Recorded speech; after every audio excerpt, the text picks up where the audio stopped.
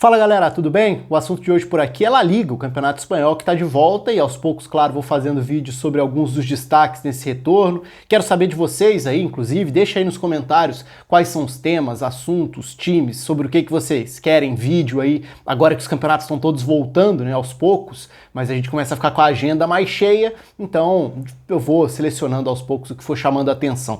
Esse vídeo de hoje é sobre a volta do Atlético de Madrid, né, que voltou no duelo, no empate contra o Atlético Bilbao, mas especificamente sobre uma escolha, sobre um teste, sobre uma experiência que o Simeone começa a fazer com o Marcos Llorente. O Marcos Llorente é um jogador que chegou do Real Madrid para o Atlético de Madrid e que acabou atuando como atacante dessa vez. Então vamos falar um pouco mais sobre isso, porque eu acho que tem uma discussão legal por trás disso, sem saber, e é impossível hoje querer cravar tá certo, tá errado, vai dar certo, vai dar errado. Não dá pra saber, não é esse o mérito da questão aqui. E sim tentar entender um pouco dos porquês, do porquê faz sentido, porquê é válido, o que será que tá tentando, que o Simeone tá tentando explorar disso. Antes, convido você a se inscrever aqui no canal. Se você ainda não se inscreveu, se inscreve aqui embaixo, deixa aí a sua curtida no vídeo também, ativa o sininho no canal e, claro, o comentário. Quero saber o que vocês pensam sobre essa ideia do Marcos Llorente no ataque.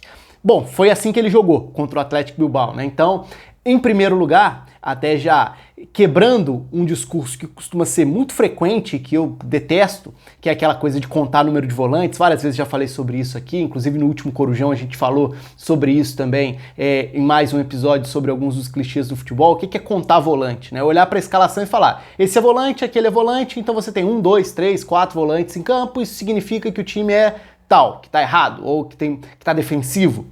Não necessariamente. Depende das características dos jogadores, mais que isso depende da função que cada jogador exerce dentro de campo. Então quando você olha para a escalação do Atlético de Madrid contra o Atlético Bilbao, você poderia olhar e falar, tem Saúl, tem Koke, tem Thomas Partey e tem Marcos Llorente, são 4 volantes. Os 4 já jogaram como volantes, embora sejam jogadores muito mais complexos do que isso. Se a gente for falar, por exemplo, de um Koke, de um Saúl, da versatilidade que eles têm, né? O Marcos Llorente, talvez até dos 4, seja o jogador que mais vezes atuou de fato como um volante mais preso, como um jogador mais da marcação. Mas não tem nada a ver com a função que ele fez contra o Atlético Bilbao. Ele foi atacante, ele jogou ao lado do Diego Costa, na dupla de ataque do 4-4-2. Então, aí a gente já tem um ponto. Não ficar preso à posição que o jogador tem na ficha técnica dele e ir para o campo para entender qual a área de ocupação dele, qual era a função e quais eram as intenções por trás disso também. Esse é um outro ponto bastante relevante. Aí a gente volta um pouco olhando para trás, a carreira do Marcos Llorente mesmo. Marcos Llorente jogou na base no Real Madrid, muitas vezes como um volante passador, um jogador até que, embora hoje ele seja tido muito como esse jogador da recuperação de bola, como esse jogador de porte físico, na base do Real Madrid ele era um jogador muito mais da questão técnica. A bola passava muito pelos pés dele na distribuição à frente da defesa.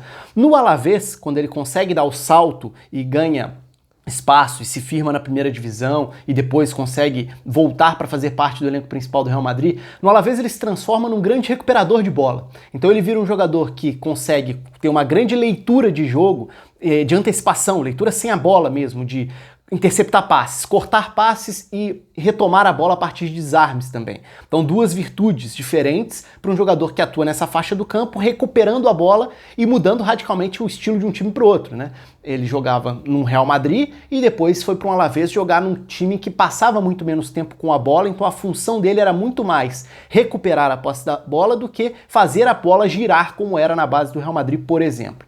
No Real Madrid ele vira uma espécie de um substituto do Casemiro e vai muito bem várias vezes. Aliás, é muito discutível a opção do Real Madrid por abrir mão do Marcos Llorente, porque ele se mostrou um jogador capaz de render bem nos períodos de ausência do Casemiro. Na temporada 18-19, em alguns momentos, rendendo melhor do que o próprio Casemiro, inclusive nessa função. Foi bem por lá, já como um jogador bastante diferente, como esse jogador da recuperação de bola. Então retoma e toca, retoma e permite que o restante da engrenagem funcione para atacar. A ida para o Atlético de Madrid foi também interessante porque, primeiro, transferência de um rival para o outro, ele já tinha jogado na base do Atlético de Madrid, inclusive o Marca destaca aí nesses últimos dias que ele chegou a jogar um torneio com 13 anos de idade como um dos atacantes, inclusive, mas aí é claro, a gente está falando de uma idade, de um período muito anterior a qualquer avaliação mais próxima do futebol profissional, e é até normal que muitos jogadores passem por diferentes posições em campo, quando estão na etapa de formação também, muito comum ver isso. Só que no Atlético ele chega para um time que tem como característica um estilo de jogo totalmente diferente com o Simeone, que privilegia sim muito a figura do meio-campista, de um meio-campista de imposição física, de leitura dos espaços na disciplina tática, e de recuperação de bola, por que não? E ele chegou depois para a saída também, né, para suprir ou ajudar a suprir a saída de um jogador muito importante, que é o Rodri.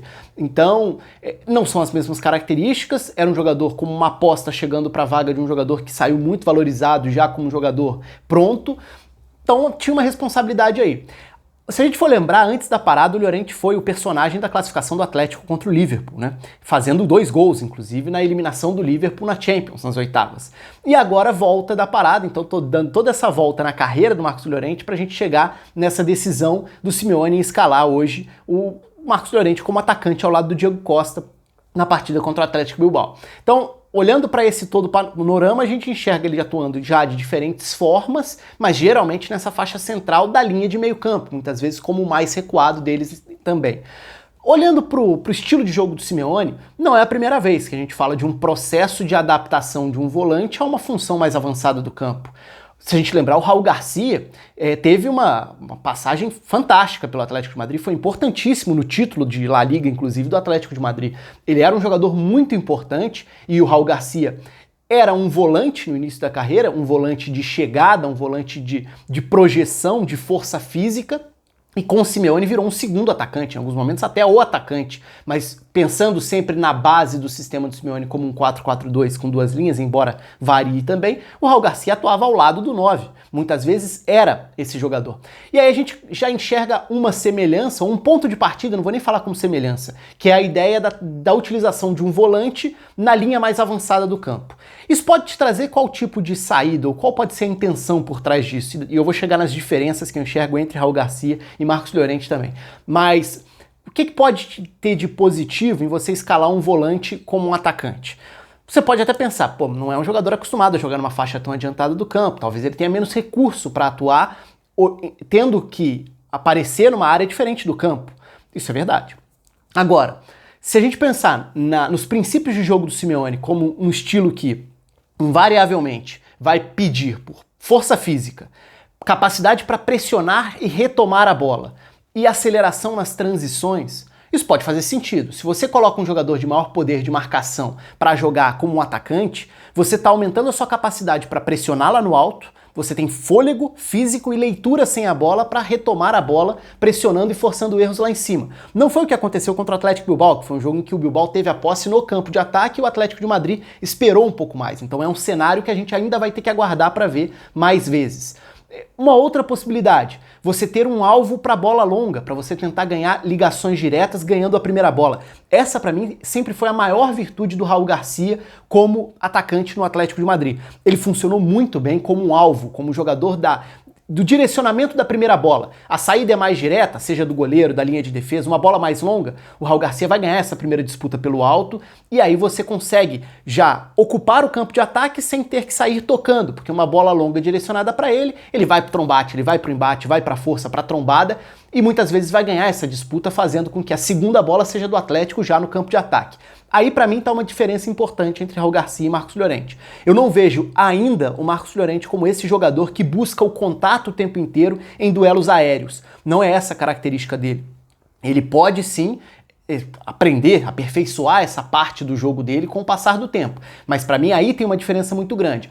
Além de que o Raul Garcia sempre foi um jogador muito da chegada para definição, pelo porte físico também, pelo jogo aéreo, então os cruzamentos para a área viravam uma grande ameaça com o Raul Garcia lá dentro, fosse na bola parada ou com bola rolando. Ele virou um finalizador importante do Atlético, fazendo gols, chegando para cruzamentos, para completar de cabeça muitas vezes. Então ele é um alvo para saída de bola mais direta e ele é uma presença na área para as finalizações também. E assim ele foi muito explorado e potencializado nos períodos de Atlético de Madrid.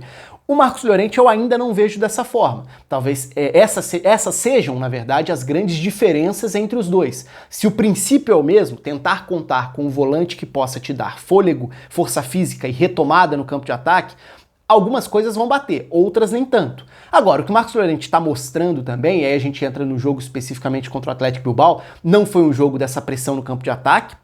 O Marcos Llorente não é exatamente esse alvo até hoje para as bolas diretas, pode ser que ele se transforme em um, mas ele mostra também aceleração. E aí é um jogador talvez até mais confortável com a bola nos pés, para tentar se colocar como uma opção de passe para os jogadores que estão atrás, para os volantes tentarem achá-lo por ali. Contra o Atlético Bilbao a gente viu um Marcos Llorente que participou pouco do jogo. De novo, não foi um jogo que pediu tanto dos atacantes. O Diego Costa fez gol, mas fez uma partida extremamente apagada e jogou pior do que o próprio Marcos Llorente, embora tenha feito gol.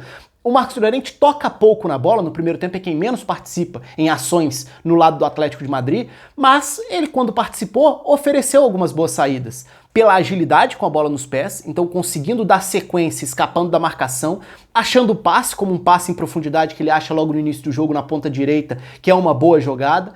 E nesse sentido, acho que a gente pode começar a enxergar ali algumas virtudes. Então, você pode pressionar, você pode ganhar a bola numa faixa mais avançada do campo, você pode recuperar e tentar reter a bola no primeiro momento, ou até mesmo acelerar.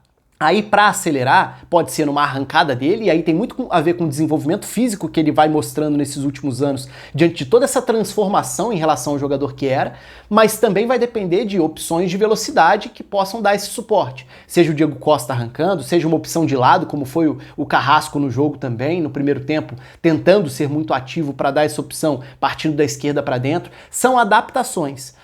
O que dá para dizer? Dá para cravar se tá certo, se tá errado? Como eu disse lá no início, não, acho muito precoce e quero muito enxergar como vai ser esse teste em outros cenários, porque contra o Atlético Bilbao, como eu falei, foram poucas ações ofensivas, nas poucas participações acho que ele foi bem, inclusive, mas a gente não viu nem a ideia de uma pressão mais alta, de um time marcando a saída de bola do adversário, onde pode encaixar esse perfil de jogo, e também não vimos muito, foram poucos os lances, de maior período de posse de bola do Atlético de Madrid, o que vai pedir uma participação mais frequente dele numa faixa mais avançada do campo, tendo que dar a opção de passe para o time progredir com a bola. E aí talvez esteja um dos grandes desafios, porque ele não é esse jogador acostumado a atuar num espaço reduzido do campo, recebendo muitas vezes já pressionado de costas, tendo que lidar ali com essa faixa nas costas dos volantes. Aí a gente vai ter que esperar para ver como ele vai sair. Então é uma primeira apresentação nessa volta pós-parada, com essa novidade que eu acho muito interessante.